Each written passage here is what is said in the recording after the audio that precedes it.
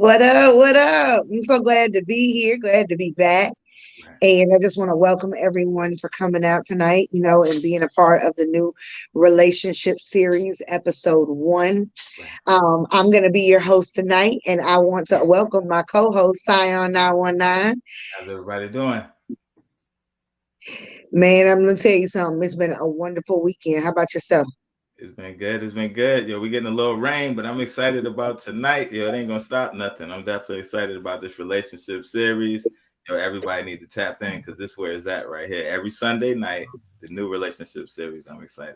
Yes, I'm really excited about doing this series. I hope that people really get something out of it. And I really hope that, we're open to comments, questions, all of that stuff, your thoughts, your perspective, your ideas. Share some of your stories as the series kind of goes along because we learn from one another, Right. and that is a wonderful thing. And I don't think that there's any story too small, too great, that we can't share or talk about. Relationships is a really important thing. We deal with those all the time. That's an everyday constant thing. It's a part of interacting in the world that we live in.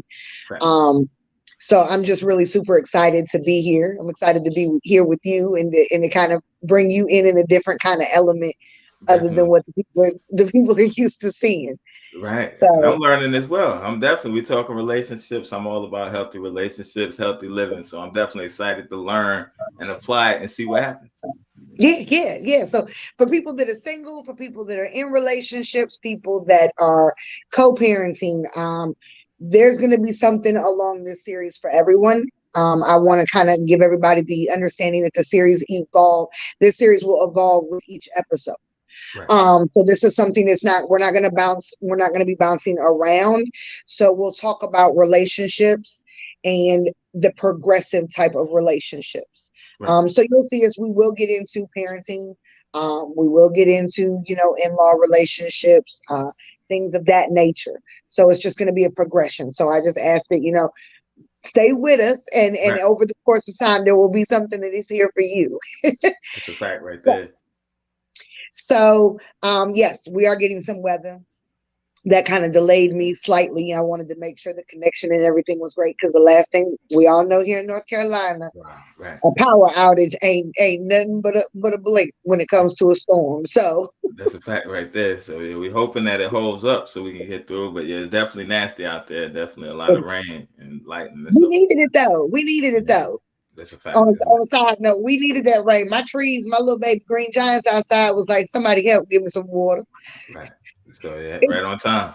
it's the training of, anybody on here who's got flowers and gardening and all that stuff. Some plants want water more than others. Some, but with the green giants, you got to get to a point where you can only give them water once a week.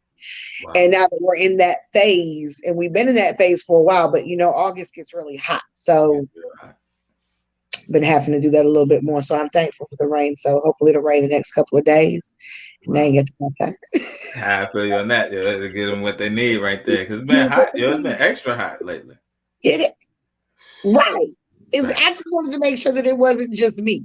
Nah, it's extra this time around. I don't know what's going on. It's definitely extra hot.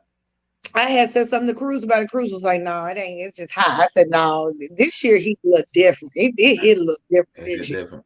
Yeah, I it feel hit. like Jesus turned the heat up extra dial or something. Like he just Right. a little Right. Let me give y'all a reminder. Y'all better tighten up. Y'all think this something. This is nothing compared to where it can be. bit." Right. Right. For eternity. You know what I'm saying? It's like, yo, all right, if you can't handle this, you know you can't handle that. Yo, but that's a I whole really nother can't handle topic it. right there. I don't even know what eternity looked like. You Wow. can only fathom that in your brain. Like so, yeah, Right. it's a whole nother conversation. That's real. That's real right there. So tonight, the topic is, and I guess we can kind of get rolling a little bit. Is Okay. we're really talking about the perspective. Episode one is about the perspective, and perspectives are very interesting. Um, and so we're going to dive into that.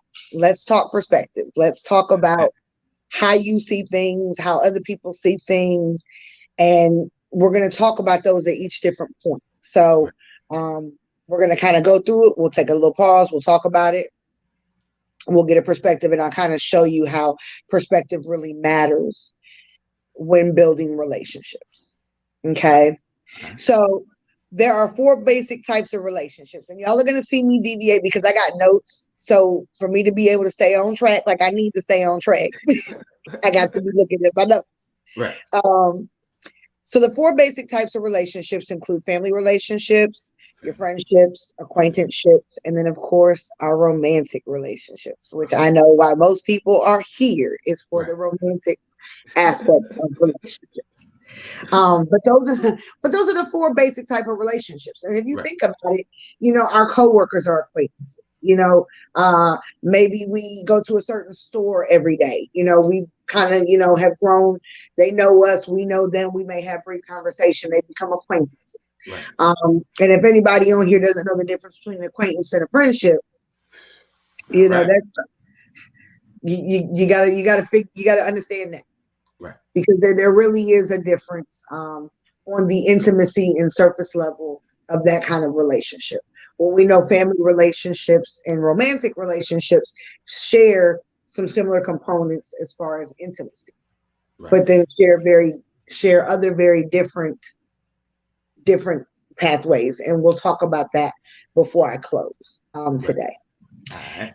So now that we understand the 4 basic types of relationships, and again, I know everybody's here because they want to hear about the juicy stuff about the romantic relationships. Right. There are 6 types. There are 6 types of romantic relationships. Wow, 6.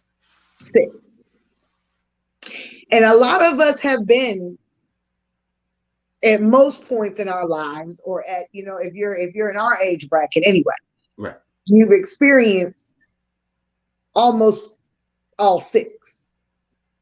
And that's, we're supposed to. Right. But it also gives us a different perspective because we've been in those situations. We've been at different stages of relationships. Hello. Salute, Diamond. How you doing? All right, we talking relationships. If you got a comment or a subject, you can tap in as we talking. You can tap in. So feel free to drop a comment. Let us know what you're thinking. All right. So the first type of romantic relationship is the very basic, and we all know that is the dating type of romantic relationship. Right. So I want to give y'all a good, clear cut definition. So I have typed these out myself to make sure that they are understandable for the people. So dating is the process of intentionally spending time with someone else to get to know them better. I.e., that can be, let's have fun together and kind of enjoy the early stages of being romantic with one another. Right. Dating can sometimes be about if there's a potential to have a long-term relationship with that individual. Right. So in all contexts, and I want to be very clear about that, in all contexts, dating is not something that someone is doing because they want to be in a long-term relationship. Some people are dating because they want to have casual dating. I want someone that I can go and do some things with. Right. But I really don't want that to evolve beyond just, hey, we hang out, we go to the movies together, we might go get something to eat, we might go bowling, we do this, we do that, you know what I'm saying? We might hang out with each other's friends. Right. But I have no intention of being serious. That's how a lot of people get friend zoned. Right. Right. but think about this though. What was the perspective going into that? Right. And the question becomes, are a lot of people clear about that? And I think that there are times where people are clear. Like, you know what? I'm really not looking for anything serious. And that's my point. People need to make that very clear from the beginning. Wow. But the question becomes on the same token of that, do people make themselves clear, but the other person doesn't hear that? All right, break it down now. Let's stop it right there. Let's break it down right there. So I know for me, in my younger days, okay, right. I've dated and I've had people tell me, I'm not looking to be in a long-term relationship. Right. I'm looking to have fun. Now I can remember in my little brain saying, well, maybe that'll change. Right. I think we all done that. We all have. But what we're failing to do is we're failing to look at their perspective. Right.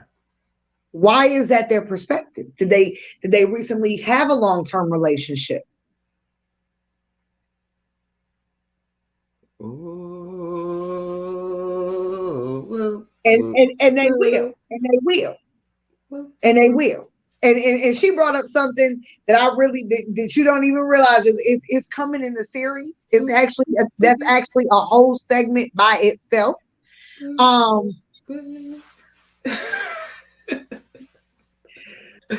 But when you think about it,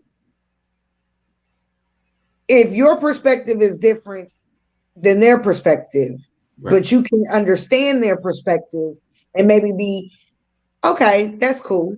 I get that you're not looking for that. Right. And be okay with that. And be willing to sever ties with that.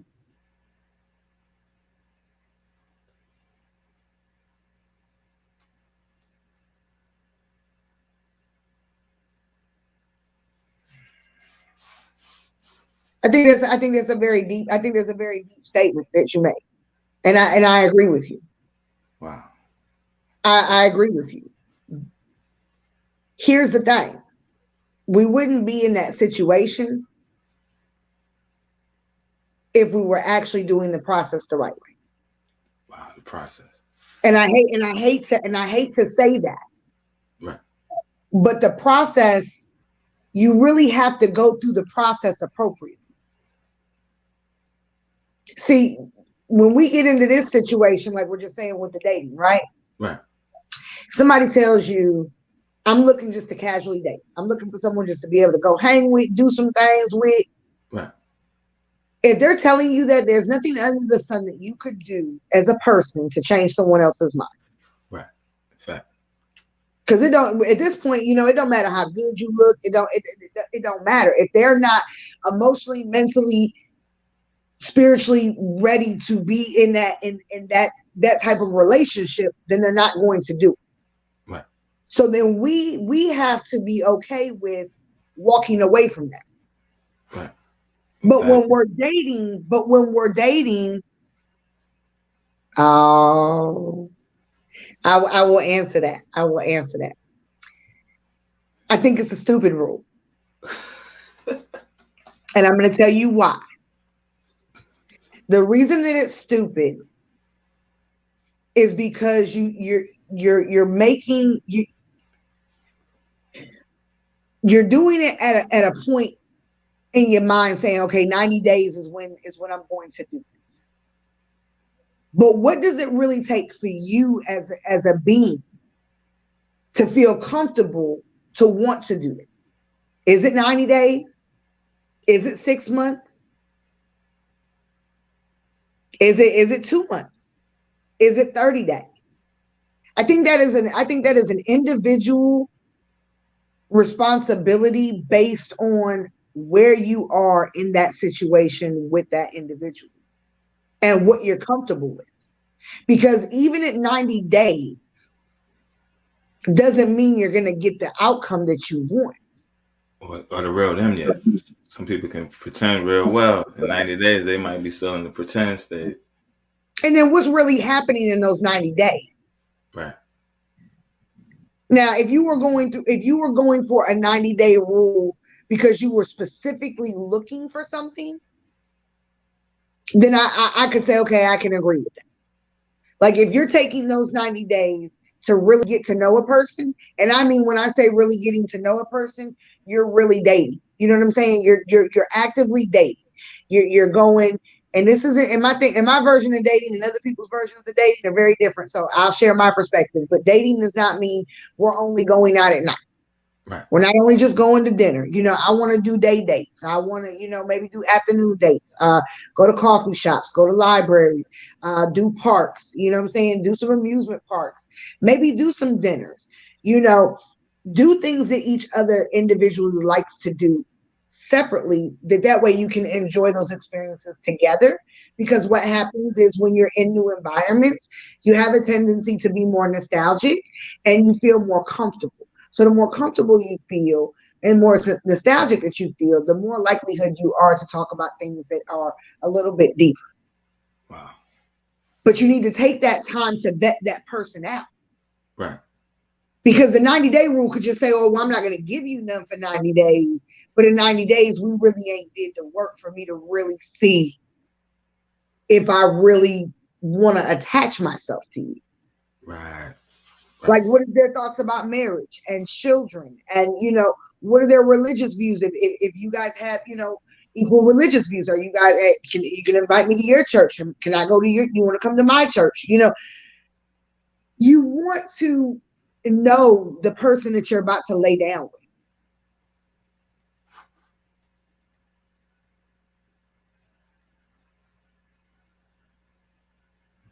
Oh boy. Take it to the next level.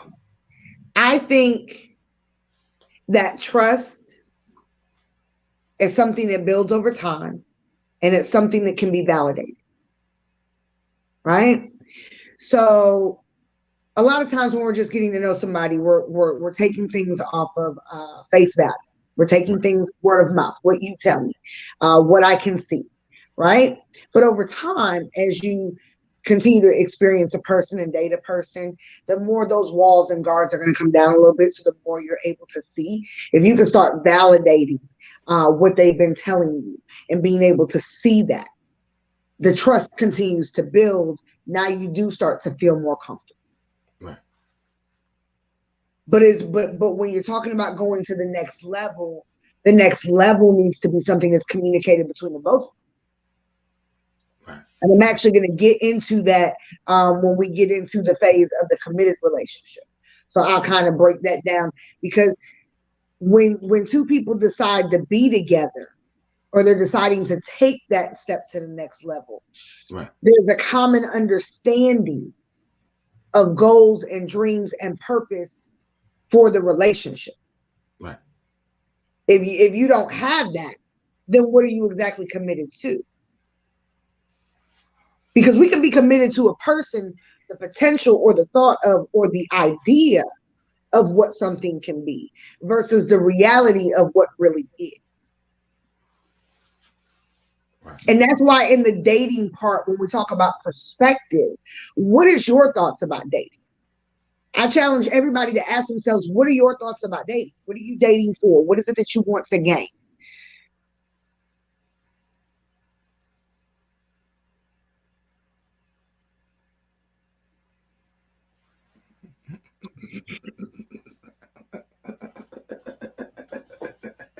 Sion, I'm gonna let you answer that question. You gonna let me answer it? Let me read it again. Y'all put a lot of pressure I'm on me gonna let you right answer it, and then I'll piggyback off of that. But I'm gonna let you have this. All right. Okay. Well, all right. It depends on the situation. Really, it's up to the man. You know what I mean? Because everybody's the same, so I can't generalize the statement for everybody. Right. Some people, sometimes, if you move too quick or you go public too quick, you do have people that's not happy for you that might cause problems and stuff like that. Whether it's, I would say, bitter people from the past or unfinished business. That's how I would define that. Yeah, something that's where it can come back up and it can mess up what we're trying to build. So to avoid that, let's keep it over here. Some women will push the envelope. Something going on. You ashamed of me, bop, bop, bop, right? But if they're not willing for the situation that comes with it, every action is a reaction. So y'all go public. All the hate that comes with it now, y'all got to be able to be strong enough to stand through it. So that goes back to trust and knowing that person and building with a person from the beginning. So you'll know, like, yo, okay, we're in this together. But if you're already shaky and you go public too quick, you can get swayed, because it could be somebody playing a friend or get in your ear and drop jewels, and to tear y'all apart. But on the flip side, you know what I mean? The second part, it was I had two responses for that. So I wouldn't say it's not an automatic sign that he's hiding you. And then sometimes this is, all men know this, right? And I'm going to drop a jewel for the women. Right? Nobody, your finest jewelry, your bank account, all the things that's like you hold to your heart dear. You're not telling people that. It's always a secret. You understand what I'm saying? So it's like your most prized possessions, the things that like women want to know. What gets to you? Show your emotions, stuff like that. What do you think about this? The stuff they're holding on to the most is a mystery to most people. So a lot of times it's like with their girl until they're solidified. She's my lady. This is my wife. Well, this is forever. As long as there's a chance that I can lose her. Sometimes he don't want to put her out there because it's like now that she's out there, somebody can take it. You get what I mean? So it's like in that sense, if he really cares for her, it's like I don't want you on the scene. I don't want everybody knowing you. I don't want everybody to know what we got going on because you're mine. This is us. This is ours. But then you have the players on the other side that don't want to put stuff out there because they doing, and then that you would see that in the signs of dating. The people that still, they entertaining. I call those entertaining. But if you're just dating, there's nothing wrong with them auditioning because they're not in a committed. You understand what I'm saying? So if they're dating to find what they like, if that's communicated, then there should be nothing wrong with them. It's like we just getting to know each other. We just dating. We're not solid yet. So I don't know. You can fall off tomorrow. I can see a side of you on a date. You get drunk or a different side I never saw. That may turn me off. Now, if we're talking about committed, that's a whole nother ball game. But in the dating part, it's like, I don't think that is hiding you or being ashamed of you. I think that in that situation, if he really cares about you, he's trying to protect the relationship. If he's a player, on the other hand, he's trying to keep his situation from blowing up on him. If that makes sense. I have to say that I agree with some of that. I think here's the thing. Right. I think for women, and I am, guess I'm a woman, so I can't, from a woman's perspective.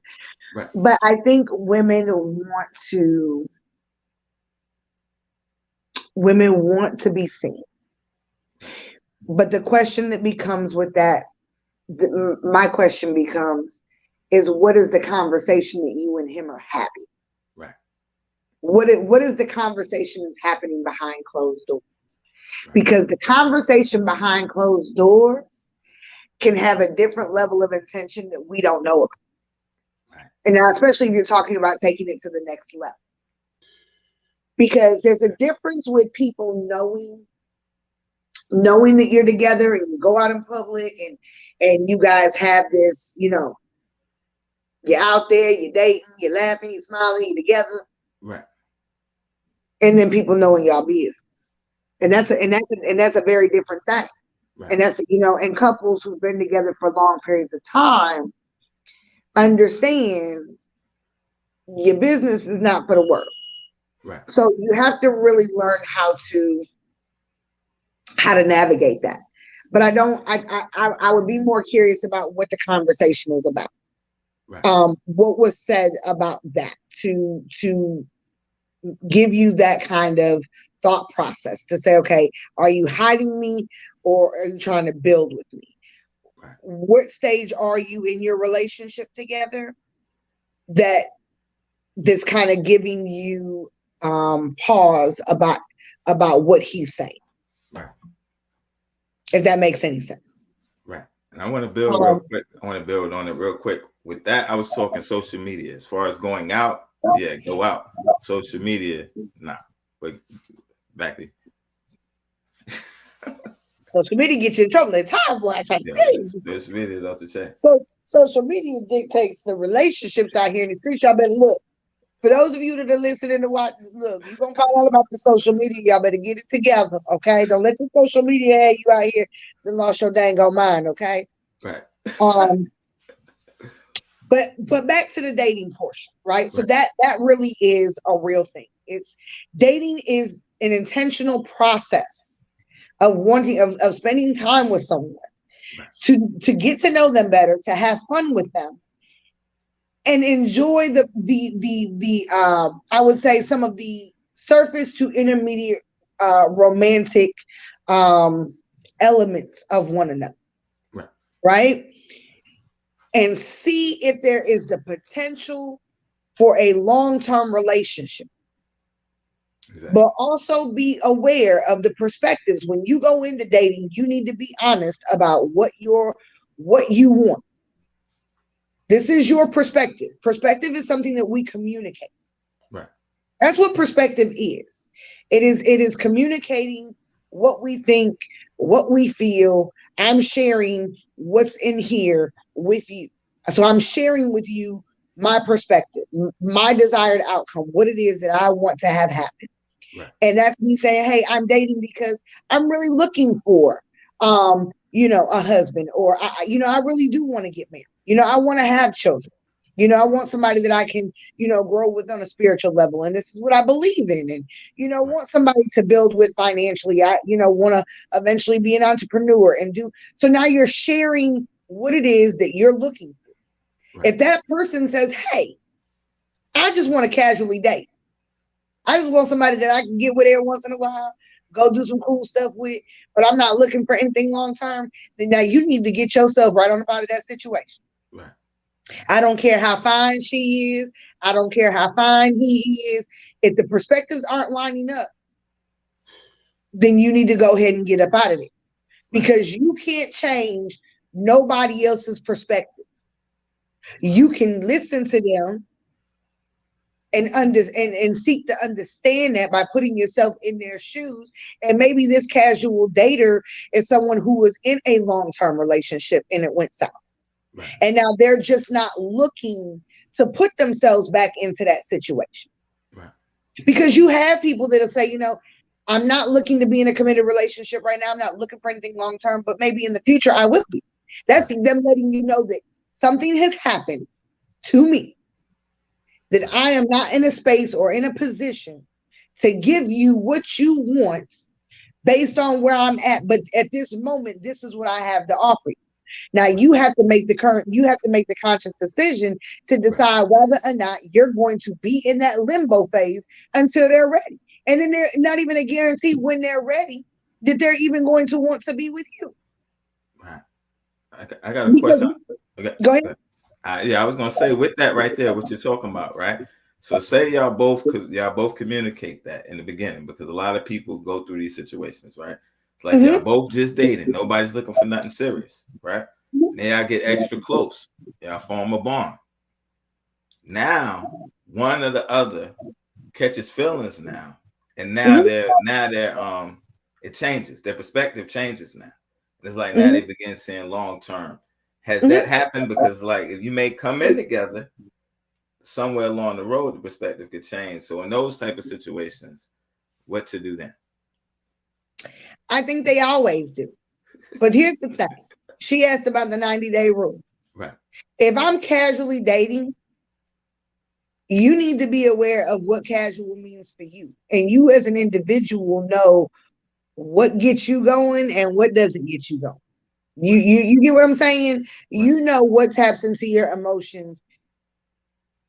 Sex is one of those monsters. You can't play with it. Some people can.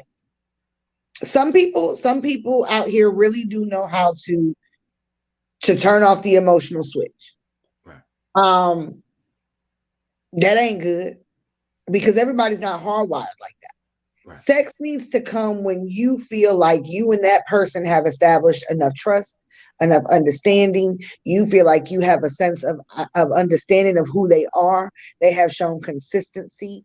They have shown that they don't waver in what they said you know what I'm saying? They don't waver in character. And that if you do this and it doesn't turn out the way that you wanted it to, that you're going to be okay with that. Right. Wow. But if you're willing to just, like I said, just wait, just to be waiting, just to say, oh, I waited and that's going to change how you treat me, it ain't. Right. I mean, don't nobody want it if it's that easy.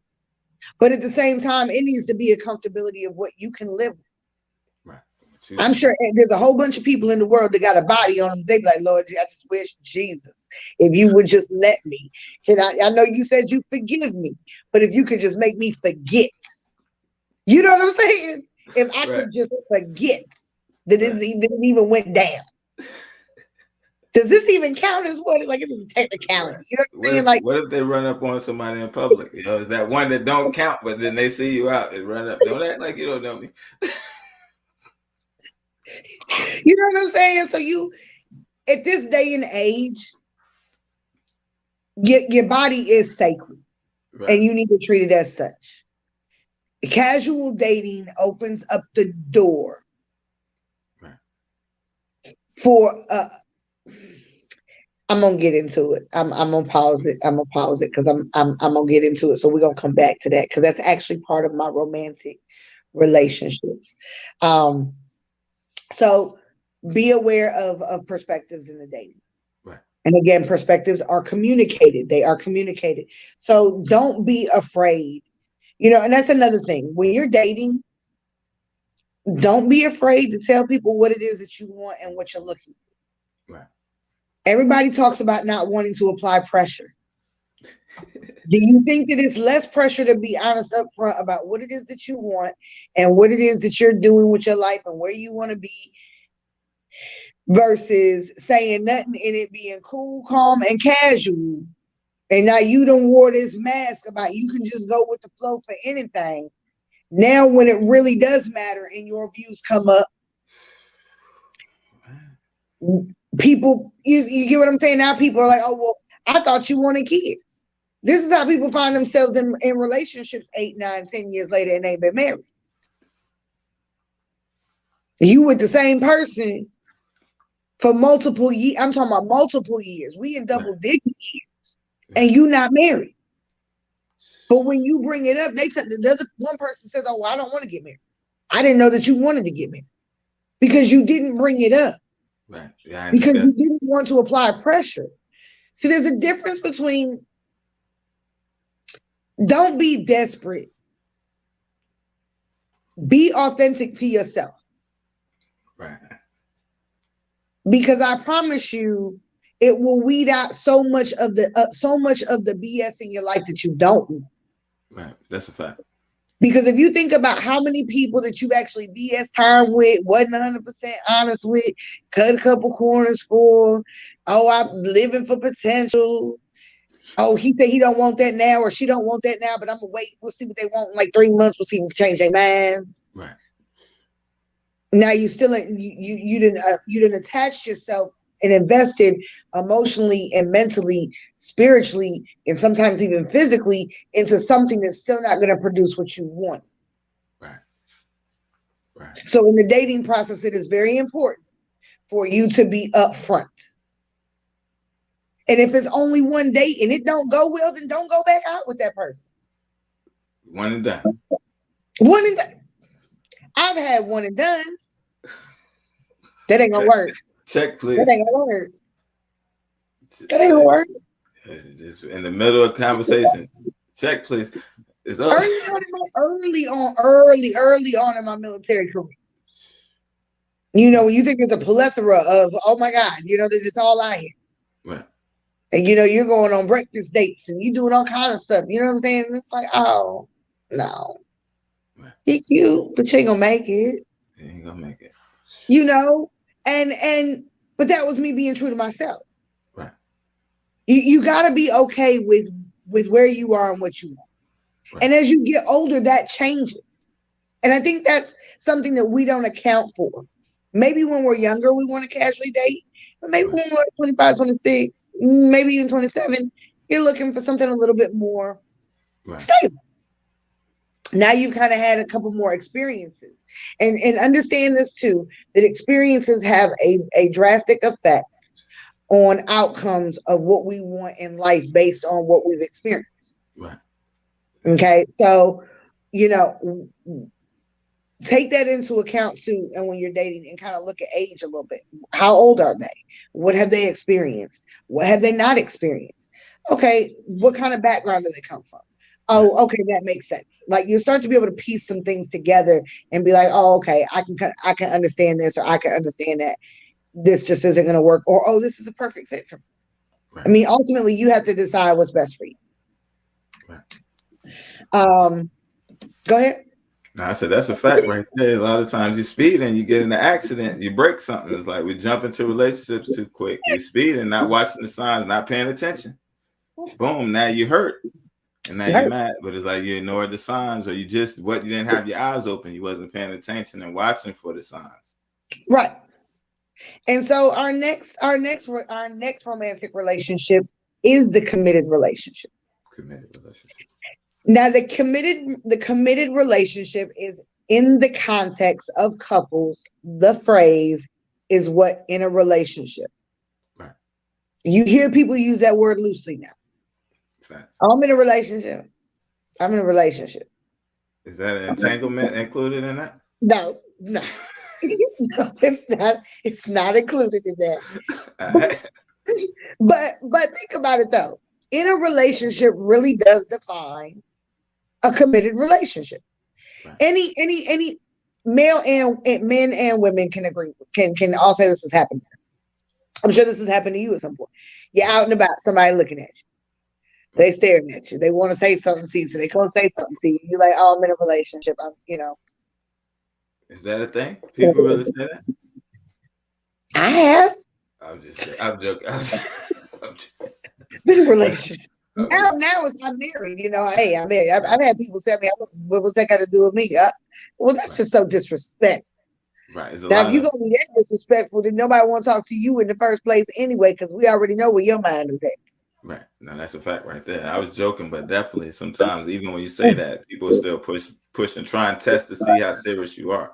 Well, is you Yeah, how you far are can you I get? happy? Are you Yeah, but what they ain't doing, what you need done, because what they ain't doing, right. you know. But in a relationship should be the phrase that is used by couples, and this usually is for committed, long-term romantic relationships.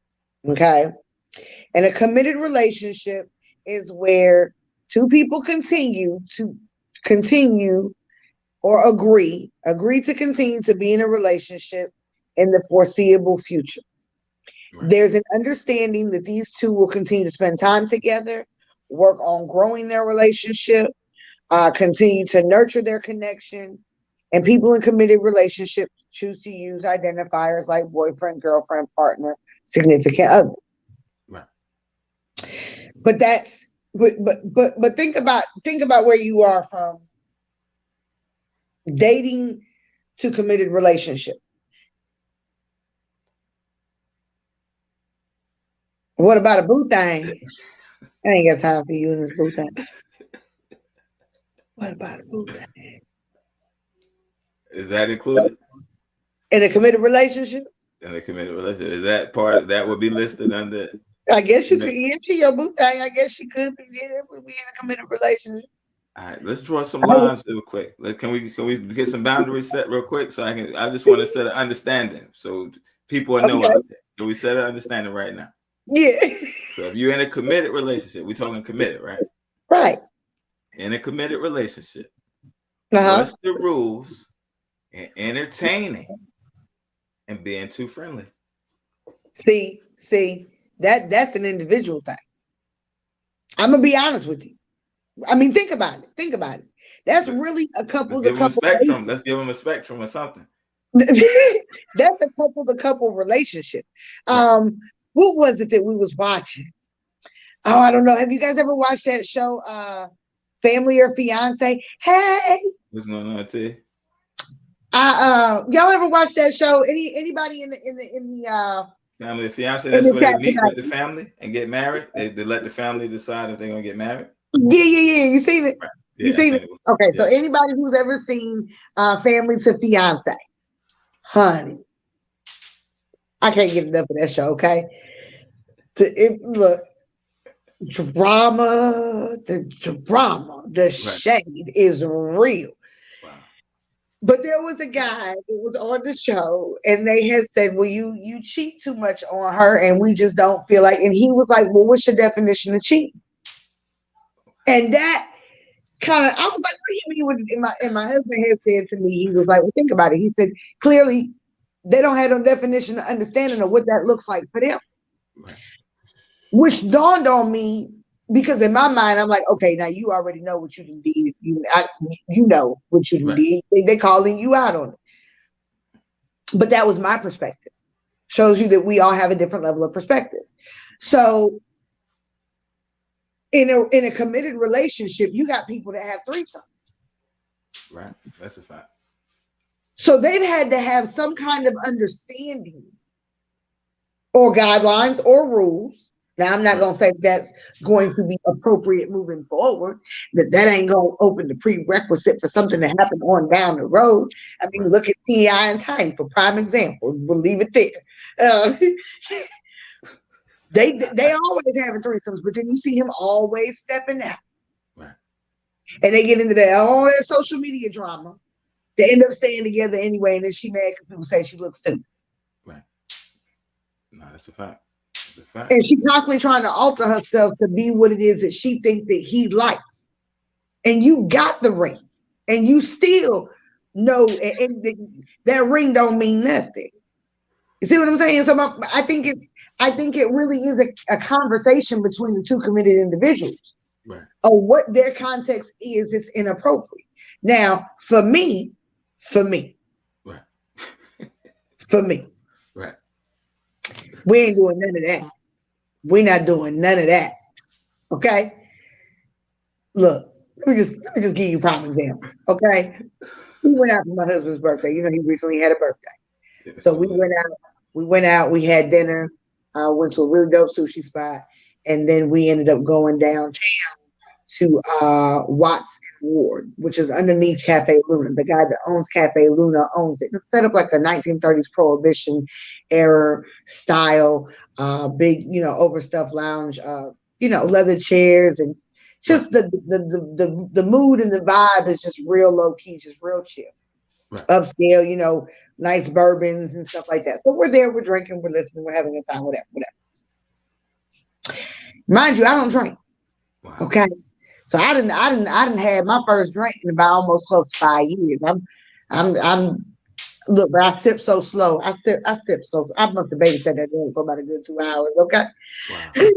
So that lets you know, because I just wanted to make sure that I still felt some clarity. You know what I'm saying? So, but my husband is going in to go use the bathroom. I'm telling you a story. I'm so sorry, baby. I love you. I bet. And he going to open the door to go in.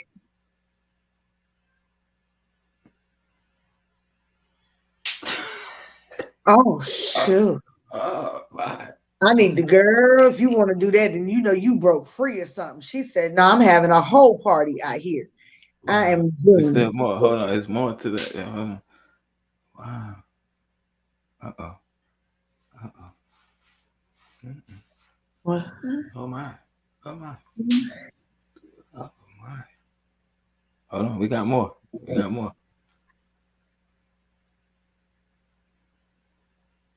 Oh, wow. I'm going to answer that for you. Give me one second. I don't condone it. Right. And the girl, as he was opening the door, she just immediately grabbed my husband's arm and started to caress it. Oh.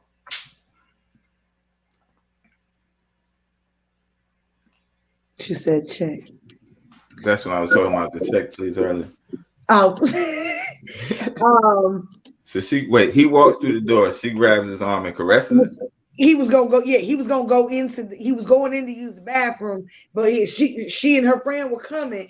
And so he went to hold the door open for her, and she just grabbed his arm and just started like caressing, my man's bicep. Right. Now I got people looking at me. Okay. I don't know if my sister-in-law is watching this or not, but she was there. They got people looking at me about how I'm going to respond. I didn't respond, I think, how other people wanted me to respond, because it's not the first time I've seen or had that kind of reaction. Right. That's another thing. Like, I don't get bent out of shape about other people trying to press the envelope, because number one, you're not going to bring me out of character for what? Because I'm not insecure. Right. If I was insecure, I would flip out at every single advance that was made.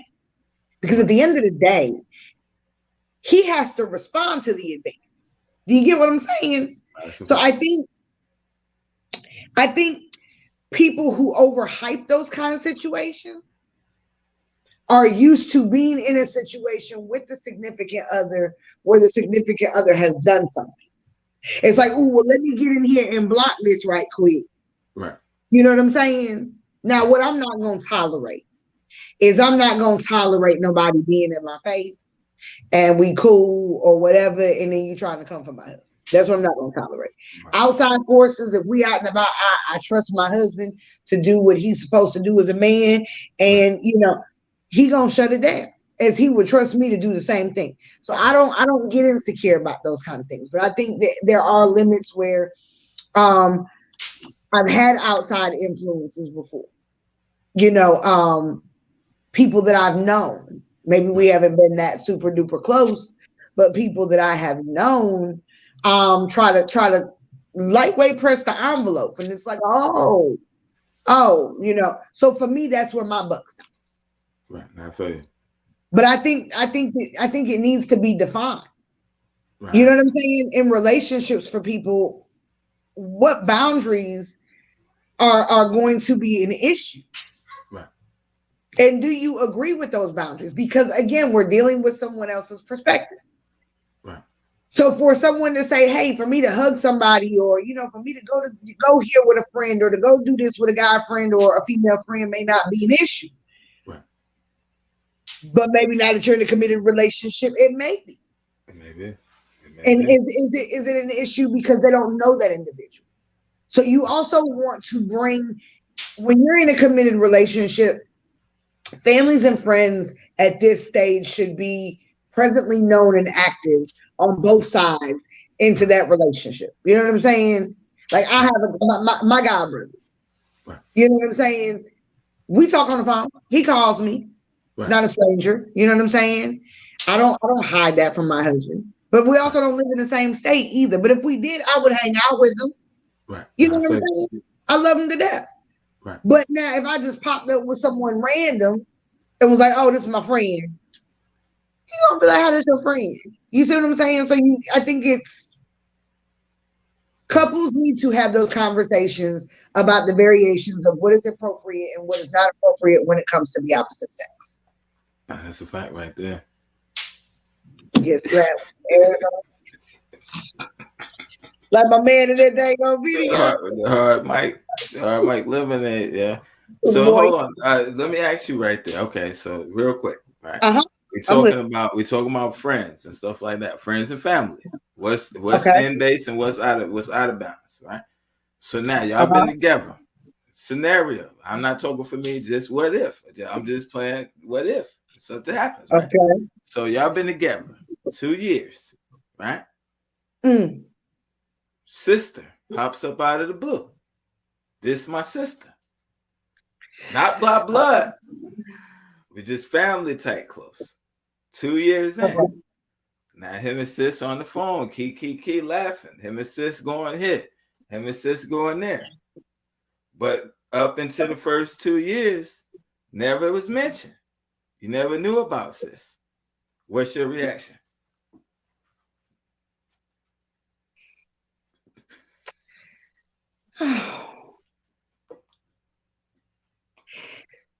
That would be it probably right there. My face would probably be very, very confused because explain it to me. Because if this person was so important, you got to think about it. People that are together, they're like really together. Right. When you become, when you're with someone and you're spending all this time together and you're constantly talking and it's the new phase, 2 years is still relatively new. Right. You telling all your stories, you telling all your business. You just in that love, that bubble, that everything. Well, this is who's important to me, and this is what I do with my family. Why didn't it come up? Right. So this person was just so important, but they didn't come up. I would have questions, and I would need for my questions to be truly validated, and if I was close to the family or knew the family, I would have to validate that sort. Right. And then you can always tell when somebody BSing you. Right. You got some families. One prime example, like she said, she was real close to the moms, and the moms they got distant. Right. I think it's very important to have a good relationship with with your significant other's family. A lot of times for some people, that's just naturally easy. Me and my sister-in-law get along great. I don't even call her my sister-in-law. I call her my sister. We get along great. We talk all the time. Love her to death. I'm an only child. So it makes me feel good to know that I married someone that has siblings, because now it allows me to have siblings. Right. But I think that's something that happens naturally and organically. Like my relationship with his family happened organically. The relationship that he has with my family happened organically. And, unlike all families, once you've been with someone for a while, you'll have your ups and downs with them and those things. My question would be is, how soon are you meeting the ex's mothers? And then what stage are you in that relationship? And what does the relationship that you have with his mother, how does that affect the relationship that you have with him? Right. Because here becomes the thing with that. A lot of times we forget, and this would be me talking to me at my age, like 16, 17. So I had a long-term boyfriend. He passed away in 2011. I found out was really sad. We had been, definitely split up for a long time, way before I went to the military. Right. But I remember being extremely close to his family, just very, very close to his family. And me and his mother were just really, really close. And even after we stopped talking and we split after being together, almost close to 5 years, we split. I still talk to his mother often. Wow. And that's just how close we were. She was like a second mother to me. And I love her for all the things that she for the wisdom and things that she gave me that I would find helpful for myself moving later on down, in the road in my life. But I can look back and remember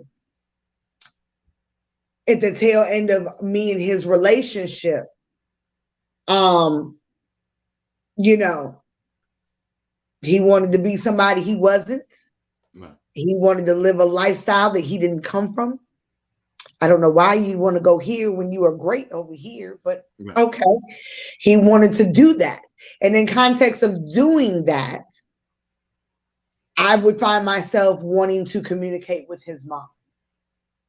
Why is this happening? You know what I'm saying? Why is he? So I'm exposing business to you. Now, his mother could have done or said a lot of things that she didn't, and I appreciate that. But now she would address them with him. Right. Why are you, what's going on? But that creates a distance between me and him even more, because now mom is trying to hit me with what I got going on, which lets me know that you think that my mom is your ally. So it makes him feel like he doesn't have a safe zone. Right. And that's something that we're going to get into in a later portion of the series, is about safe havens in relationships. But if you remove somebody's ability to have a safety net or to have a safe haven, you're closing off and you're shutting distance. And for men, their ability to feel safe in a relationship is so extremely important. And it's important for their vulnerability and for them to be able to feel safe enough to expose different layers of their being with you. So if you cut all that off, so that you're getting an ally in his family that's constantly going to attack him, because mama's going to hit him at an angle that you're not, that you don't have. It hit different. My mama said it hit different. Right. And so now he feels like, okay, I'm being double teamed. I'm being, so it's not a good look. Right.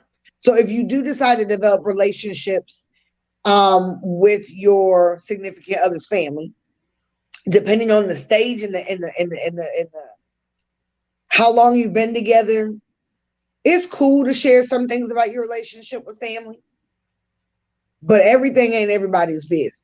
Everything ain't for everybody. And you got to know when to say, okay, this is not for them. This is for us to deal with. Because too, when you give other people too much information about your relationship, they're going to have a whole lot to say. not you just invited in a whole handful of opinions. So be careful with that. It also can be a deal breaker. Sometimes it's like you do that to some people. It's like you violate that trust. It's over right then. That's it. You went too far. Stay away from it. Yeah. So you really do need to be careful with that, and you also got to be that's one of those things where it's like you really got to think about it. Like, yeah, I want to have a relationship with you, but what is the boundaries of my relationship going to be with you? Right. And also, what boundaries is mom willing to put in place? This is my son. Because you got some mothers that are like, hey, he's my son. I love him to death. But if he's wrong, he's wrong. You know what I'm saying? But I think sometimes, and I'm not saying you've done this. I forgot what her name was. I'm not saying you've done this. Diamond? Diamond. Okay. I'm not saying that you've done this, but in some cases, you have some women who try to get in close with mom, thinking that it's going to make a difference on the outcome of the relationship that she will have with him.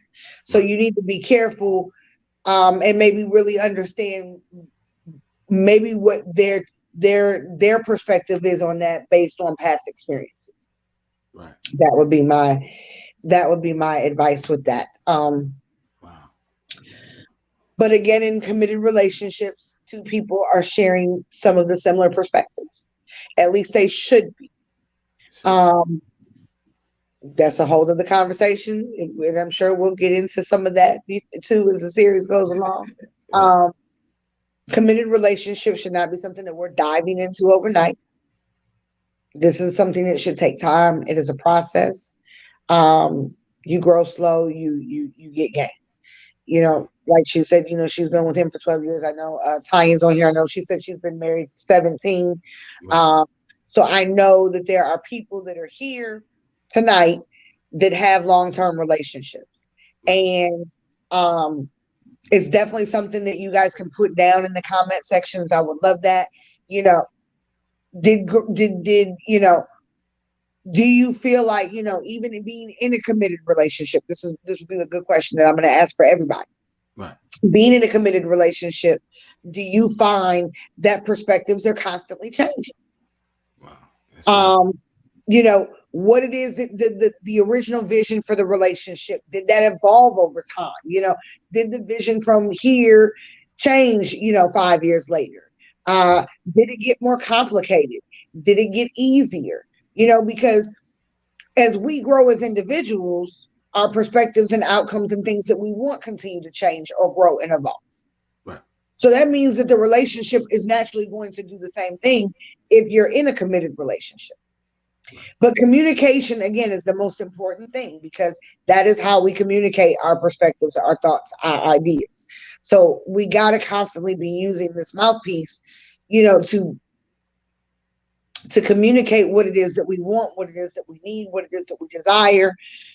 Healthy couples who stay together long term and really can go the distance, I think, are some of the people that demonstrate the best communication. Right. Because communication allows us to cover down in so many areas, or really just kind of rethink or reshape things that we probably wouldn't be doing if we weren't conversing those things in a relationship. Right. So our next one is casual relationship. Casual. We were talking about that. Casual. We're just kicking it. Just hanging out. We just hanging out. And so I don't know if this is something for Diamond or not. I know she was talking about that. I don't know if your goal is to go back into a long-term relationship, considering that you just got out of one. But if you were just looking to casually date, which is not a bad thing. Right. And I really want to remove the stigma attached to that. We've got to get over this idea that society makes the standard for us. Right. Because half of society is doing it wrong anyway. according to social media influencers and everybody else, they're doing it wrong anyway. Right. I mean, half of them don't have healthy relationships. So that's facts. I think that we need to move away from what other people think and really find the groove that works for us, something that we can live with. And when I say live with, that means something that you are at peace with, mind, body, and soul. Right. But casual relationships is a relationship where two people may be dating, they regularly are spending time together, engaging in romantic and or possibly sexual activities, Right. but without any expectation for the relationship to last in the future. Wow. These types of relationships are usually more situational and short term, and they may or may not be exclusive. People in casual relationships usually do like each other and are often attracted to each other, though there may not be an intense emotional connection or a desire to deepen that connection. Right. So in casually dating, they're letting you know, hey, we're gonna stay away from this real deep this deep intimacy building. We're not gonna do that. Right. We're not doing that. We're gonna casually do this. So we're gonna spend time together regularly. Maybe go to dinner, go to the movies, go bowling, go catch a game. Watch. Maybe come over to each other's house. We cook together, watch movies. Maybe go to the beach. Right. But maybe we fool around a little time, but we're gonna keep a lot of this maybe a little deeper than surface, but we ain't going too deep. Right. Because there's not a desire to want to have that. And then you got some people too who may not want to have that with that individual. It could be that I really enjoy you in X amount of ways. Right. But for us to be together in this capacity, it's just never going to work for me. Wow. So that's, again, really, really going through the communication aspects and really finding out what it is. A lot of times people will tell you exactly what they mean. They may not be saying it the way that you think they should say it, but a lot of times people are telling you exactly what they mean. Facts. And then you have casual sex. And we all know what casual sex is, but I'm going to go on read it for y'all anyway, just in case you don't know. A casual sexual relationship is where two or more people may spend time together, primarily to have sex with each other. They might see each other regularly for sex, and they may have sex once and never see each other again. They may like each other and enjoy each other's company, but they are not interested in a romantic relationship with each other. Usually there's no emotional connection, or the connection is distantly platonic or friendly, as friends with benefits kind of situation. Right. Sneaking links. Mm-hmm. Wow. But casual sex can, and I'm not going to, listen to me. Don't nobody take this as word and try to go out here and run with it, okay? I'm just letting y'all know right now. There are people who went from casual sexual relationships to relationships. Right. Now, but don't let those few don't let that be Bible for y'all. And be like, oh, well, it happened to 4 people, so that means it's going to happen. No, it's not. No, it's not. It's so very rare, because you cannot build a healthy relationship if the foundation is only sexual. So let's be clear. Right? That's not romantic goals. That's not relationship goals. No, this is the hashtag relationship goals. All right. And besides, a little hashtag relationship goals make me sick too, by the way. I just want to throw that out there. Make me sick. Have you remember when that was like a big thing? Like, what was it, like last year, the year before? It was like hashtag relationship goals. And I was like, oh, we're gonna hashtag relationship goal everything. That's what they're doing now. They're doing it on everything. Some people that shouldn't even be goals, period, and they got them relationship goals. Like, bless us all, please. Yeah, that's a fact right there. That casual sex could go wrong. So you said some people can get together from that. What if a baby's made in that casual sex period? Oh, Right? Now you now been kicking it. You in it. now You in it to win it now. you either forced to learn each other and figure it out, and you see, we've all seen that kind of couple. I have seen them kind of people. Ooh, we like Lord, if you only knew, if I knew, I wouldn't have did. I bet you wouldn't have done it. But I think sometimes I think there are people that are generally okay with it. Wow. But I think that there's a majority of people that are not okay with that. Right. See, and that's again the communication up front. See, guys don't always want to be honest, and neither do women. Right. Nobody wants to be able to be honest and just like, this is what this is where I'm at in my life at this moment. Right. But casual sex cannot form a relationship, because if you do base a relationship off of sex, and it happens, and I'm going to just throw, it does happen. And there are people out there that are, they willy-nilly and, oh, we can't live without each other, because the sex intensifies everything that you think that you feel, right? Because it's one of those things, and we grown-ups, it's one of those things where it's like, it feels good. They know what they're doing. It seems like you are in a wonderland, lust of bubble of pink clouds, and it's beautiful. And afterwards our bodies release this really powerful it's part of dopamine, but it releases our bodies release a chemical after we have sex that lingers in us for about 2 weeks after sex. That's why naturally after people have sex, they want to cuddle. They want to cuddle. They want to pillow talk. They feel the chemical that is released actually tells us that we want to start the bonding process. Oh my! I always say God ain't make no mistakes, because it's actually cool when you think about it. Because if you think about it, back then people used sex as a way to consummate marriage. They didn't necessarily have a whole ceremony and all of that thing that we do today. So sex was to consummate the marriage. So you got to think about it. If two people had never been intimate and they're going into this as complete virgins and they're having sex for the first time, they consummate their marriage. Now they have this chemical release in their brains that naturally wants them to draw closer. So now we're going to cuddle, and so now it doesn't feel as awkward, because now you feel bonded. You feel this energy, this aura. It's very different. This hormone is crazy. So I had actually done some research on it. Right. And it lasts for 2 weeks. Women will say, and I've heard women tell me, oh, I got ghosted. Like, we slept together and now he won't talk to me. Because men want to turn that feeling off.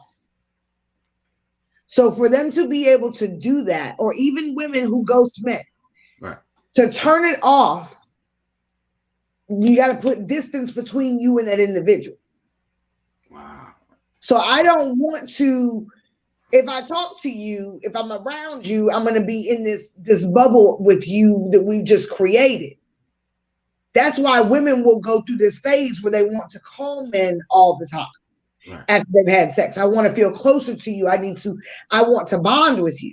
Oh, wow. But you'll have the man trying to turn that off, but it really is a true chemical release in the brain after sex that naturally happens to increase the bonding experience between two people. Right. Wow. That's why you'll see in some cases people building foundations of relationships off of sex, but once the sex fizzles, because anybody who's been in a long-term relationship knows, right? I ain't saying it ain't gonna be popular, okay? I'm not saying that. But it takes work over time, because the relationship is not new anymore. Right. So now you gotta put in more work, more effort, more energy, right? So if that's already something that's going to happen, what happens to the couple that was the foundation from jump? Now, when those little sparks start to fly out and it ain't as brand new as it was, what do you have? Nothing. You got nothing. Now you got to be forced to get to know each other, Right. which a lot of times they're not even going to have the patience to deal with. Right. Because we ain't never have to do that before. No. Right. Wow. So people that are casually having sex with a person, like if you were forced to have to really be in a relationship with them, the likelihood may be that you may not really like them. Wow. You may not. You may not. But a lot of times people who are casual sex just want casual sex are not really interested in that anyway. This is the primary thing they want. And that could be for them because maybe they have the job, the house, and everything else that they need in their lives, and they don't want to add anybody to that. Maybe they just casually want to hook up with somebody, you know. But again, you have to decide for you where you want to fall. Right. But for a lot of us, we've all been in at least one or two of these brackets. Like I've said, we've been there. Right. We've all done it. I've dated. I've been in a committed relationship. I can't really say that I've been in a casual relationship. I got that covered. I've been through that. I got that one covered. Well, I might, you know what? Let me just go on and take that back. I might have did the casual thing, you know. Right. But what are your thoughts about casual sex and what do you? I mean, you got to take it with a grain of salt. It's like, yo, you have phases of life. Like sometimes you may be taking it slow, but casual sex, somebody's always going to get hurt. That's one thing about it. It's like very seldom whether it's like, yo, Do you know from experience or? Yeah, I know from experience on both I'm sides. asking questions. I'm putting it out. Yeah, I know from both sides. I've been hurt from casual sex, and then I've been the one that's like, yo, we just kicking it. Then I've also had one where it's like, we got a good thing going on, and they like, no more. Why stop it? We got a good thing going. But they might have been catching feelings, or it might have been getting serious to them, where now it's becoming the normal now. We're seeing each other too much. Now we're starting to really vibe now. Okay. Now fear sets in. You know what I mean? I don't want to be committed. I don't want to be let down. I don't want to be hurt. So now that's the guard flight mode. Or vice versa. We just kicking it. Now next thing you know, she may catch feelings. And literally we just kicking it. I don't see you that way. I'm not ready to move forward in that way at this point in my life. So it's like I've been on both sides where I've been the one let down, but that's because I brought what do they call it? Unrealistic expectations in. We're just kicking it. You'll always be around. I got comfortable. We got a good thing going. We ain't arguing, we ain't fighting. And then there's that one time where it's like, yo, I don't want to do this anymore. Right. Now what am I going to do? Selfish kicks in. What am I going to do? Now I got to go find somebody else to kick it with. Right. How could you do this to me? And then on the flip side, like I said, they may be looking at it. And it was like, yo, you really, we don't have a conversation. It was mostly physical. I can't bring you around people. Whether it's your conversation, it may be some people, the way they dress and stuff like that is like you carry yourself like we're in a party, we're in a club. The people I'm around not going to take you serious. So it's like outside of that, you wouldn't survive in my setting. If I bring you around my teenage daughters, if I bring you around my mother, they're going to be looking at me. I raised you better than what are you doing? I'm just having fun. Right. Now, I didn't choose the game. The game chose me. I happened to be in the club. She walked by in a dress and said, what's your name? He said, that's what you going with. That's what I'm going with. So it was like Oprah said, everybody, here's a car for you, car for you. You might be in a club or somewhere. Here's a girl, here's a girl, here's a girl, here's a girl. Everybody get a girl. Right. Hey, and now she's looking for more. Like, yo, that was just, the show's over. That was just that moment. Yeah. No, I can't say that I've had a casual sexual relationship in my past. Right. But I have been in a casual relationship. But yeah, I haven't done the casual sex thing. I'm built different. And I know that about myself. And I think that's something too that we should evaluate. Again, Definitely. knowing your own perspective, because don't let nobody sucker you into thinking, oh, well, this is the only way you're going to get them. Right. Because some people will tell you that if you want me, this is what you're going to do. Right. Like, because I'm not hardwired any other kind of way. Right. We all seen 50 Shades of Grey. Oh What yeah, did we he see tell that. her? He was like, if you want me, this is how you going to have to do it. Because I'm not, I mean, now we know in the story that she, basically gave in and didn't want to leave or whatever. But a Yeah, real healthy person would never, they wouldn't go for that. wouldn't even put themselves in that situation. So it's like, don't let people make you feel guilty or bad if you're not if you're not in the same space with them Right. about what it is that they want. Right. Now That's the again, bottom line right there. Don't let nobody put you in a space to be like, oh, well, you would do this for me. And oh, this is where I am, but I might not always be in that position. Don't right. let people lie to you. Right. Now that's a fact. And again, even in that, that was the younger years, like 10 years, 15 years ago. Today, Right. with the threats and the risk out there and the way that things is floating around, Super I'm bugs at out here. They talking right. about I'm super at bugs. right. So it's like I'm at a point in my life now where it's like if it ain't going nowhere, any kind of Ooh, shit, friendship, relationship, they supposed to be going somewhere. So if it's just right. stagnant, we just stagnant and you just kicking it, I'm not into none of that at this point in my life. But I've been at a place where it's like I Right. was just having fun finding my way. The older I get, the wiser I get. It's like, yo, we don't move the same. Like we start thinking about the risks. Like, okay, there's a lot of Mhm. stuff I avoided that one. Yo, that could have got me. So you're looking back Right. hindsight 2020. So they said only a fool learn the lesson and still make the same mistake. So where I'm at in my life now, it's like we're Mhm. not building. I don't even want to get to know you. It's not even. I don't want a casual date. I don't want to casual sex. If we're not building to like, yo, it's going to be long term, then Right. it's like I'm cool on it.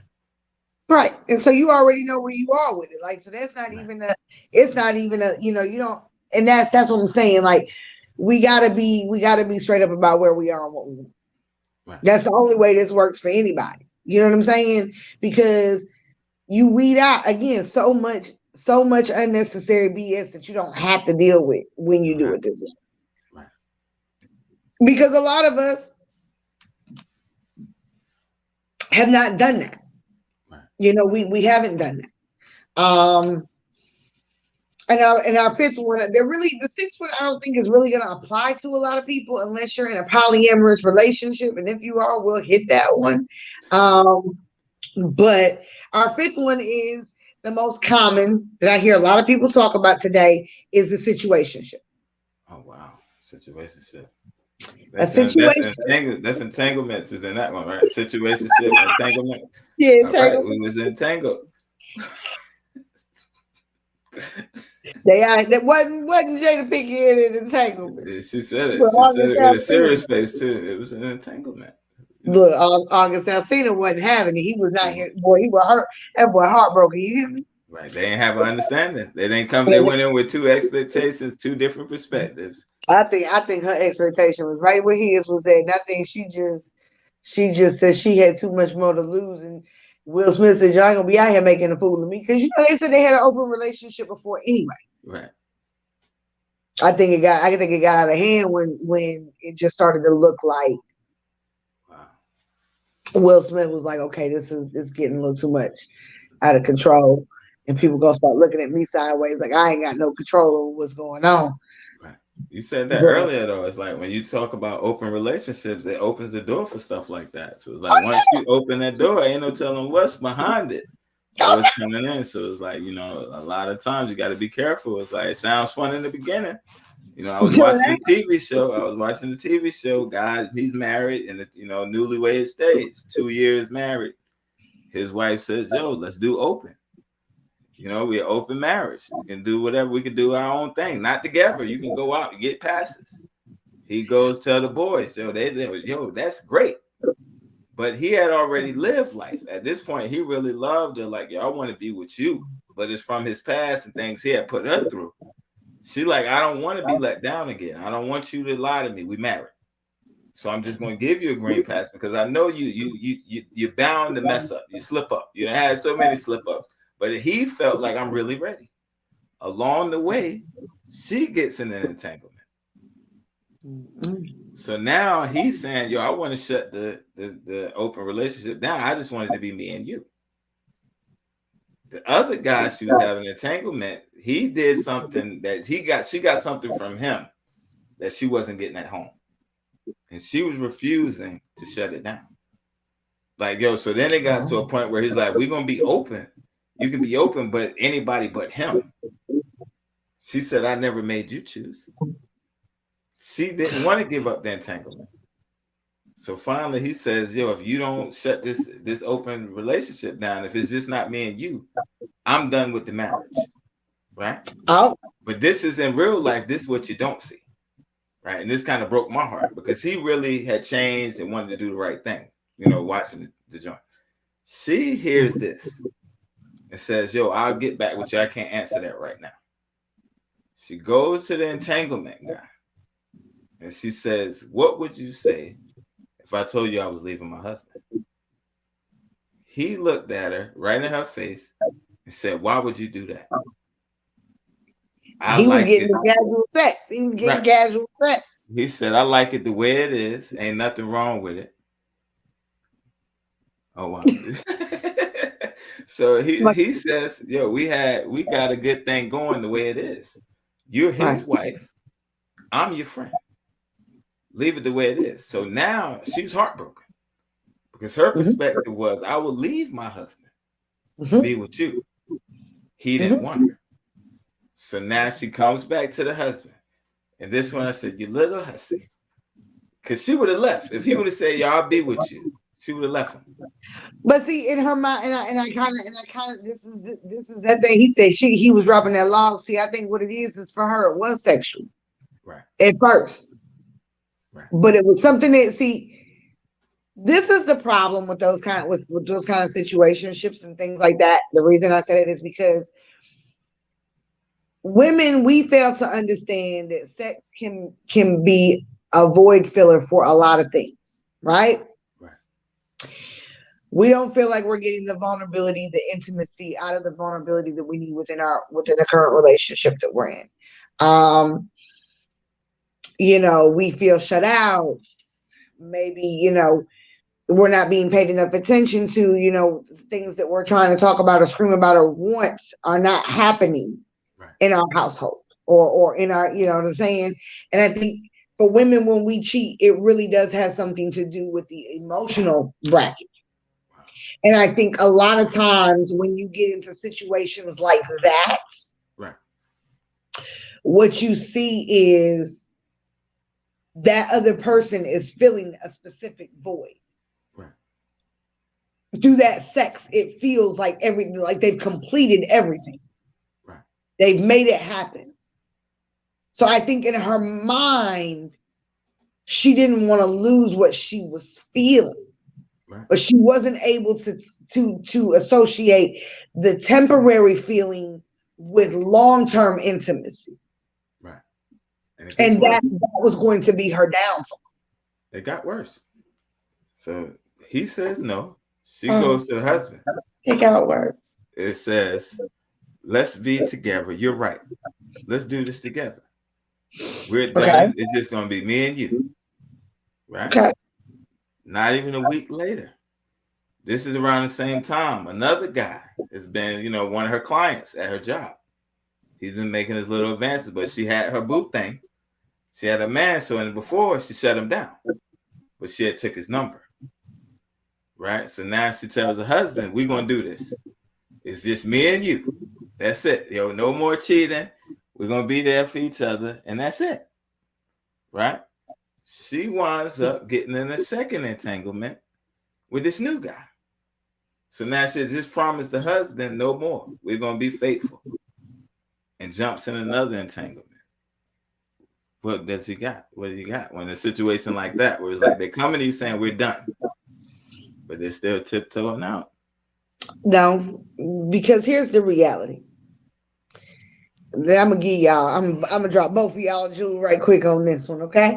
Right. Here's the reality.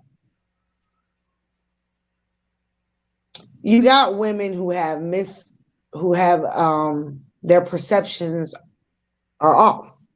Right. And we've kind of hit that, so we'll hit it again. I know we've hit it a little bit in our trauma series, but ideologies are past that. Right. Remember that.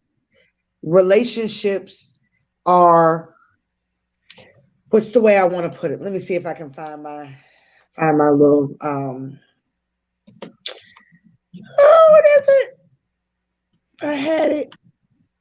So we date people based on we end up with people based on location, environment, and I can't think of my last one. Saved my life. I'm gonna find it, but I'm gonna keep talking as I go. Okay.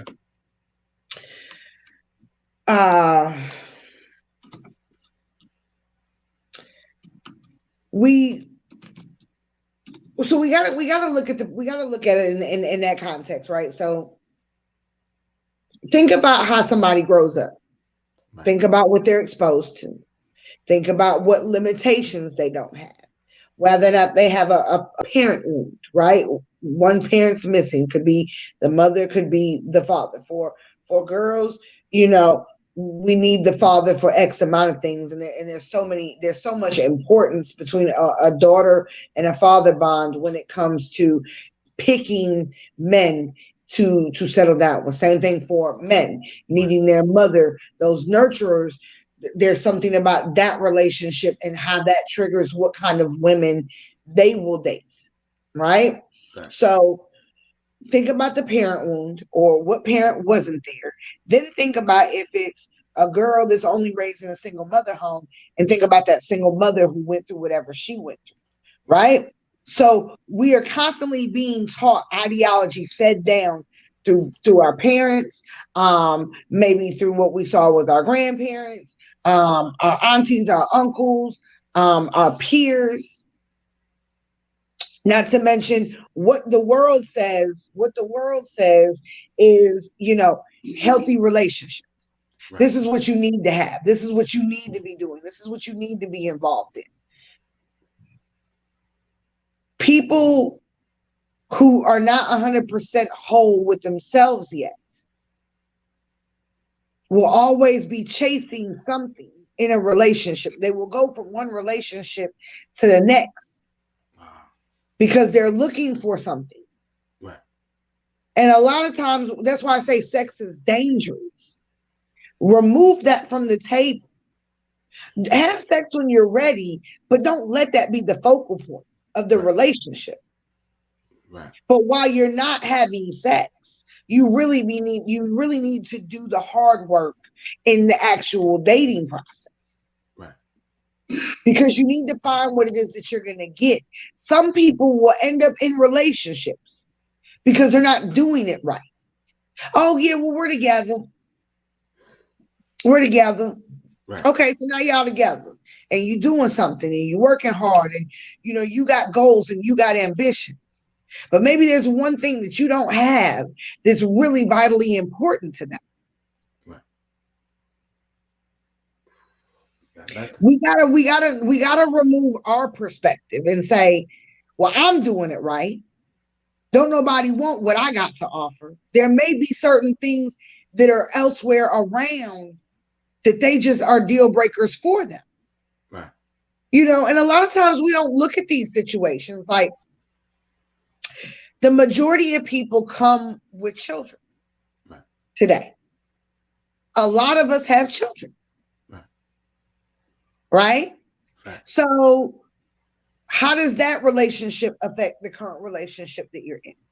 What is the relationship like with the women that you have to co-parent with? Right.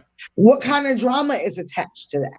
Big drama. What I'm saying? What you also got to think about if you're dating a woman who has children and then you have children, the obligations of parental obligations, what does that take away from for the actual relationship? Yeah. On top of, your already financial obligations and things like that. You have to go to work and you have to do this and you have to do that, right? Right. So you have to look at what barriers you've created and how is that going to put walls up or put roadblocks in this situation. Wow. Right. There's a lot of variables to look at when you're dating, and sometimes somebody could be like, hey, you know what? Yeah, he makes great money. But see, you also got to think about it. I'm gonna say it. I really didn't want to say it tonight. Lord Jesus, no, I didn't want to say it tonight. Men and women alike will stay dating the same sorry cycle of people because they themselves have no substance. I'm gonna say it again. Spin the block. Yeah, spin the block one more time. I'm gonna say it again. And Men and women alike will continue to date the same type of people over and over and over again because they themselves lack they have no substance. Okay. Listen to me about substance. This goes back to the portion of what I was saying. People normally date people that are within the same social circle. Okay. So naturally, you may have peers in common or you may know each other from the neighborhood, right? So that says you have the same socioeconomic status. You hang around the same peers, similar mindset. Let's just go with that. Okay.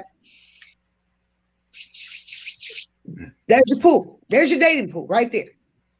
So if you're used to dealing with women that have only been with men that don't treat them good, you think that they're going to step out of their bubble to date somebody who is doing well. Why? Because you have more power to hurt them in a way that they don't know how to heal from. Right. People will choose the one evil that they know how to deal with. Wow. And people don't like that answer, but that's a real answer. Let me ask you. Go ahead. All right, because it ties in with what you're saying. So what about the women, right? They have the education, they have the social economics and all that, right? They're like a certain type of guy from the life, from the neighborhood. So now, because she's out of his reach mentally, his conversation, his bubble, they're in two different social levels. Women that downgrade themselves now to fit in his world. What's your take on that?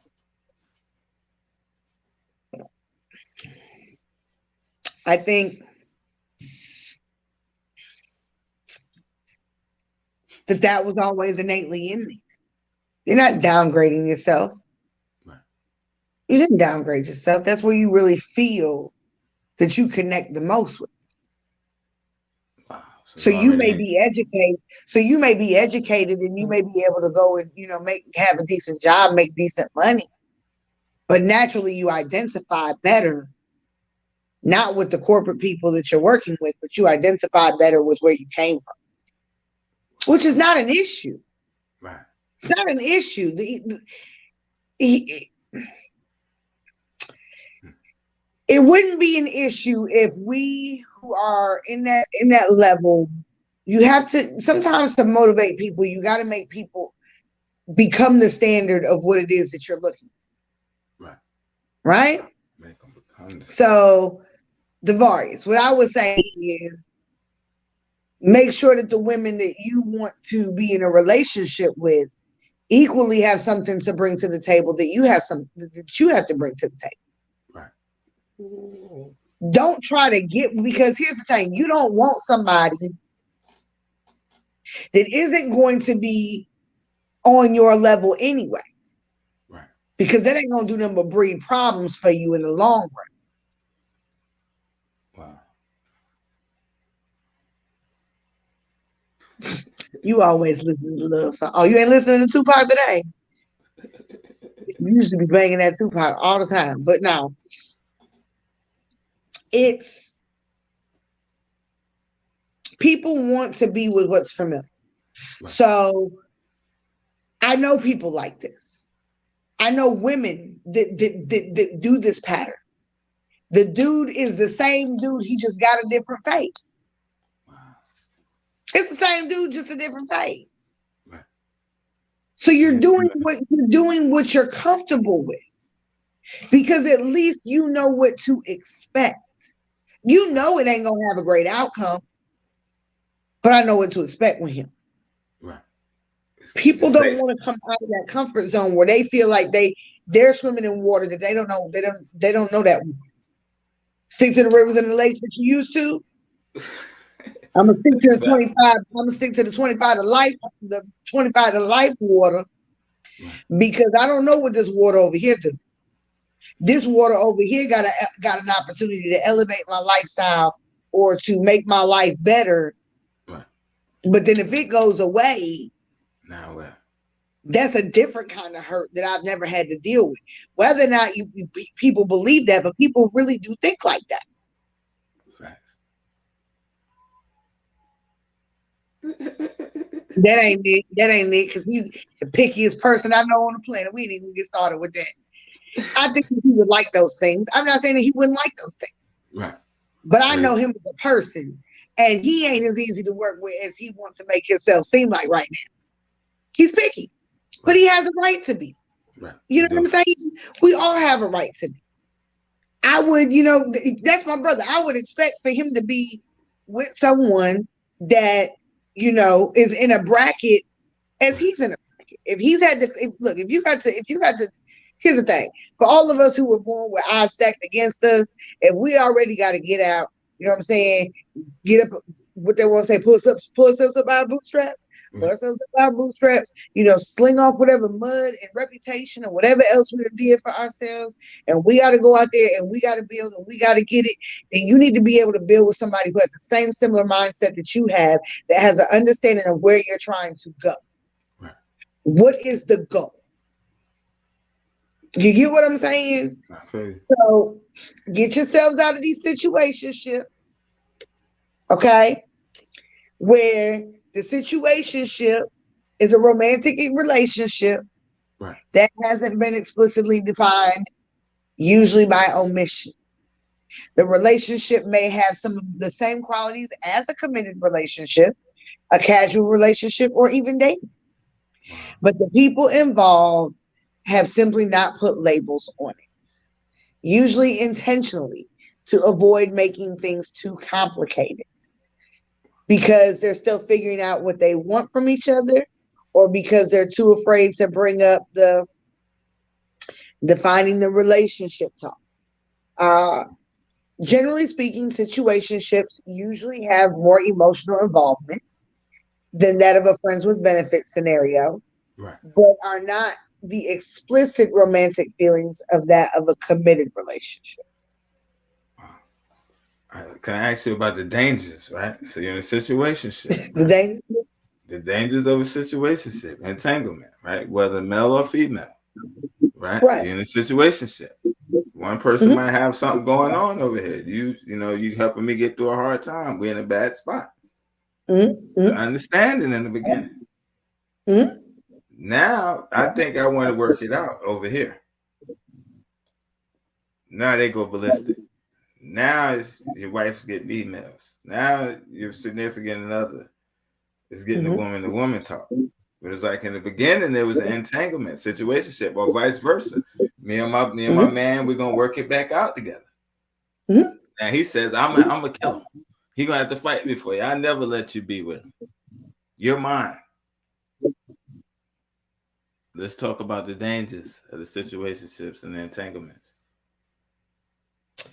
So you're really opening the door for a problem. And again, what I want to clarify for everyone is that we are social beings. We are made to socialize. We are made to be social. We are not made to be alone. Okay? We're just not.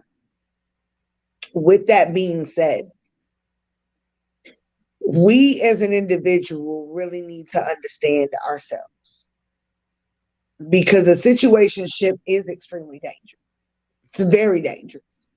It's dangerous on a lot of levels, because I don't know if anybody else out there watches crime shows, but I watch a lot of them. And let me tell you something. Snap couples, boy, child. Verse 48, that people just be out here bugging. See, you so petty. You so petty. And that's your problem. You petty. And I ain't even gonna get started on that, but you petty. We gonna have a sidebar when I get done with my podcast. I need you to get it together. That is so not true. That is not true. He's not even that kind of, well, no, the nigga, he might be just that petty.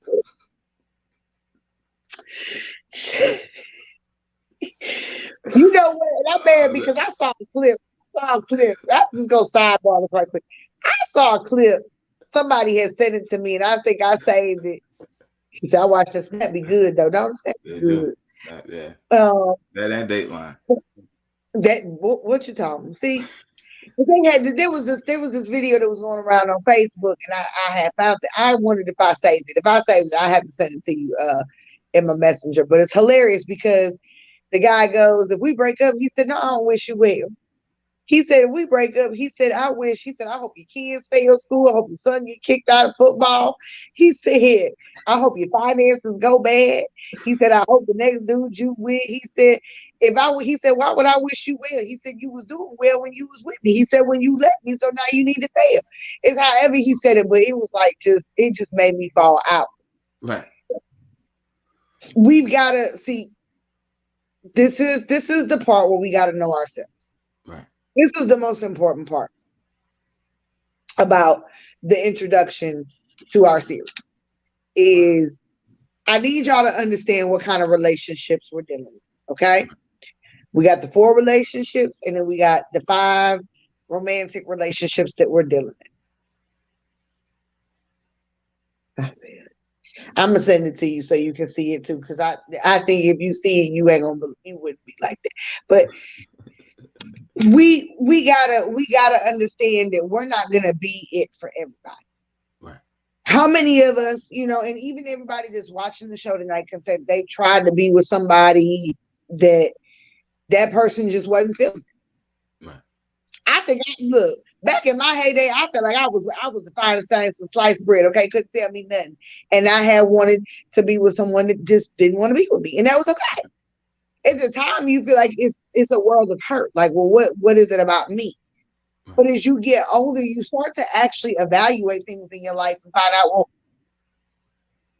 and my personality wasn't going to match that. Right. Or we don't have the same things in common. I really could care less about that.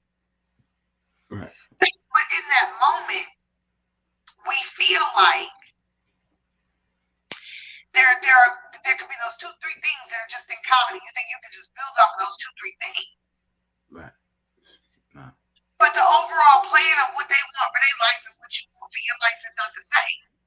We gotta be okay with it's okay to date somebody or love somebody or have been in a relationship with somebody and it doesn't work out.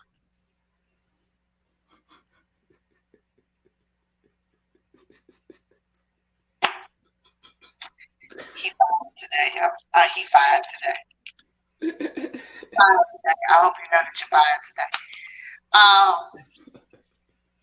But no, like I think that was a part of growing for me. So what I really challenge people to do for this show, for this series, if you really want to get some growth out of this, I'm going to challenge people to do some exercises throughout this series. So I'm going to do like I would do in any other psychoeducational class that I would hold. Really write down what it is that you want. Even if you're married. If you're married, it doesn't matter. If you're married, you're single, just write down what you want. What is really important to you to have in a partner. Right. And then when you write that down, what is it that you're willing to give in that relationship? Wow. Because here goes the thing. Women all want a man to have a safe. They want to be the safe haven for the man. I don't know if women have ever heard men say this to them, but men will say, I want to have peace. I want to feel safe. Right. You want my vulnerability. You want me to strip some layers for you. You got to create the safe haven for me to do that. Right. So that's kind of like the context of what I'm saying. Even for men, what is it that you want from women? Or what is it I'm not asking for you to give a wish list. We can't do credit scores and all that. No credit scores, no curly hair, long hair. We ain't talking that type of stuff. All right. We're not talking about he gotta be 6'2", making 5 figures, and she need to have long hair to the middle of her bed. Now we're not doing wish list stuff. She can't have her knee. She can't be like Megan. No hands on her knees on some thought stuff. She got to be able to. That song took me out. I just don't know where we're going in the world. I just don't know where we're going in the world. I don't. But really write it down. Right. If you're committed to doing the series with us, I want you to do this. I really want you to do that. Okay? I really want you to write it down. Write down what you want. Right, and it needs to be realistic. So if you have children, something on your list should say, she must like children or he must like children. Right. Because if you do it right and you do it, in our next session, our next series, our next show, next Sunday is actually going to be nothing but standards and boundaries and how to enforce them. Oh, wow.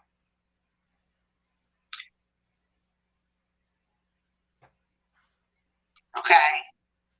So standards, boundaries, and how to apply them. Right.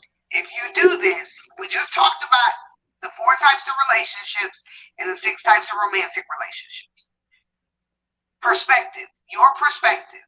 Think about your perspective, where you have been in these relationships. Where have you been? What have you not gotten out of those relationships? What did you not get that you really wanted? What were some things that you did wrong to contribute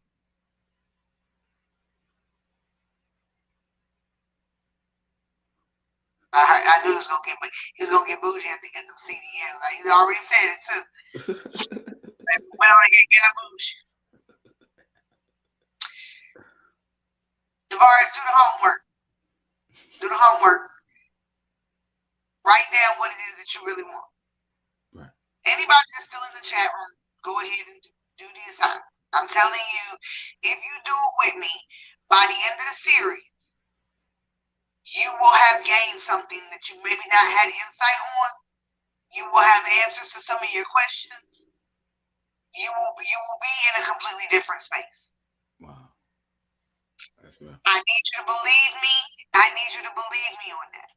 But I really want you to write down what it is that you want out of a relationship and what it is that you're willing to give.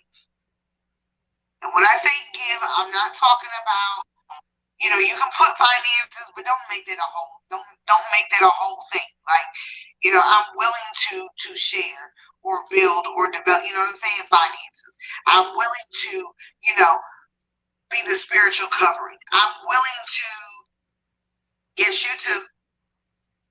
Because I'm going to do it too. I'm going to do it too. Because here's the thing. You can be married and just see, and me and my husband will talk about this a lot, but as you grow and you change, things that I wanted when I was 26, I don't care about now that I'm 38. Right. I don't care about that. I care about some of the goals that I had at 26 that I have accomplished, but now I have new goals. And I also have new goals for my relationship. As we have crossed and checked milestones, now here you are in another bracket of your relationship.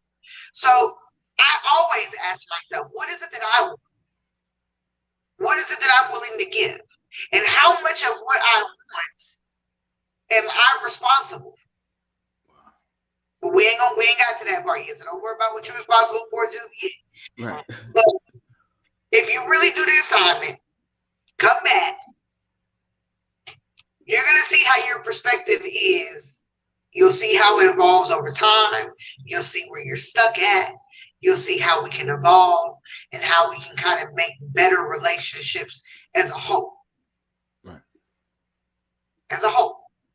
Because this is going to evolve each layer by layer. But these relationships, people get into these different categories based on perspective, based on past traumas, based on passed down ideologies from family members, uncles, aunties, cousins, peers. Right. Other people's experiences are dictating our experiences before we even got a chance to get experience. And then when we do experience, we're going into it with an already perceived notion of what something should or should be like. Right. But as we get older and we get experience and we get wisdom, we still got to check ourselves. Okay? We got to check our own perceptions, what we're watching, what we're ingesting, what we're listening to. How is that shaping what's coming into our vision about what it is of a healthy relationship and what that looks like? Or is it distorting? Wow. That's real right there. So I want to just say thank you to everybody for coming out. Definitely, most definitely excited. It was dope show. I appreciate it. Don't forget, if you have additional questions, you can feel free to message me. You can message Sion. I'm here for all of it. I'm here for all of it. Like I said, if you got stories you want to share, situations you want to share, just, hey, I heard such and such and just want to share. We're interested because this is an opportunity for all of us to learn from each other also. I haven't been in every situation. There are people out here that have been married longer than I have. There are people, who have children that are maybe younger that I can give input to. We're here to grow and develop and to share perspectives and to learn and to build a better understanding on how to be healthier.